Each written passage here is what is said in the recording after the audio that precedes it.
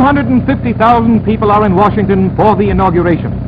But for those unable to get there, the Universal newspaper newsreel is rushing pictures of the epic ceremony by the fastest air express plane in the country. The speedy plane takes off and soars over the national capital, even while President Roosevelt is still on the inaugural stand. At 230 miles an hour, the record-breaking air express whisks its historic freight to the screen, arriving at New York while newspaper wires are still hot with the story of the great event, and while the radio still roars with acclamations for the new president. At the airport, a fast car with police escort is waiting, and the film is transferred almost as soon as the plane touches the ground. No bet is overlooked in the race against time to serve the newsreel public, and the Universal newspaper newsreel is establishing a record for speed. Here they come, on the last lap. And here it is, the beginning of the greatest drama in American affairs, the creation of a new chief executive. According to time-honored custom, the retiring president and the president-elect ride together from the White House with congressional escort down the long and crowd-packed Pennsylvania Avenue to the Capitol, where Roosevelt is to take the oath of office. Enthusiasm is at its height. Never was there such a joyful, jubilant, yelling, applauding inauguration crowd. Roosevelt is the nation's idol here today. Thousands of Americans are here to cheer the birth of a new era in national affairs, a New Deal era, which is supposed to pull the country out of its chaos. The hosts of democracy are here to celebrate the greatest party victory of all time. And now everything is ready for the big moment. Chief Justice Hughes of the United States Supreme Court prepares to administer the oath of office to Franklin D. Roosevelt, making him the 62nd president. You, Franklin Delano Roosevelt, do solemnly swear that you will faithfully execute the office of President of the United States and will, to the best of your ability, preserve, protect, and defend the Constitution of the United States. So help you God. I, Franklin Delano Roosevelt, do solemnly swear that I will faithfully execute the office of President of the United States and will, to the best of my ability, preserve, protect, and defend the Constitution of the United States. So help me God.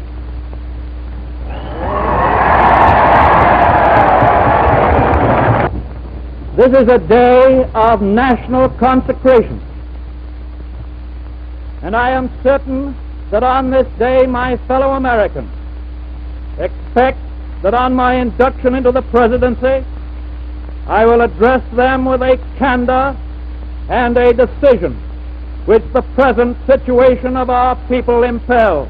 I am prepared, under my constitutional duty, to recommend the measures that a stricken nation in the midst of a stricken world may require. These measures, or such other measures as the Congress may build out of its experience and wisdom, I shall seek within my constitutional authority to bring to speedy adoption.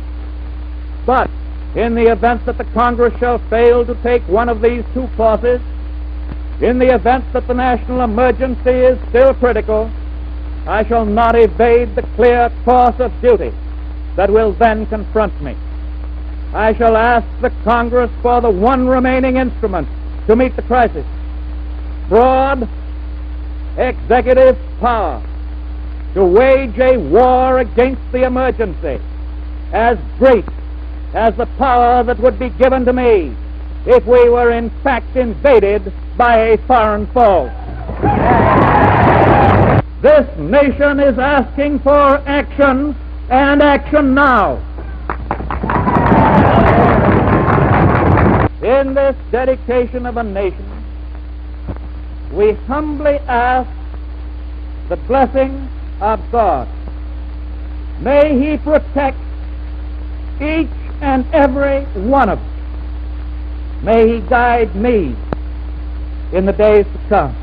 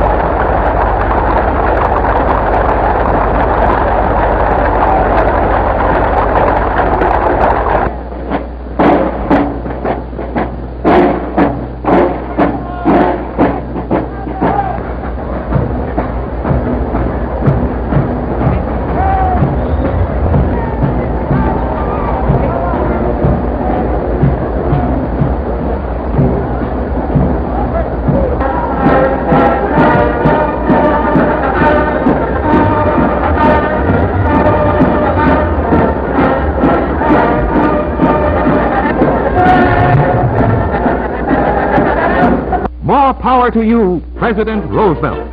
The entire country's behind you, thrilled with hope and patriotism.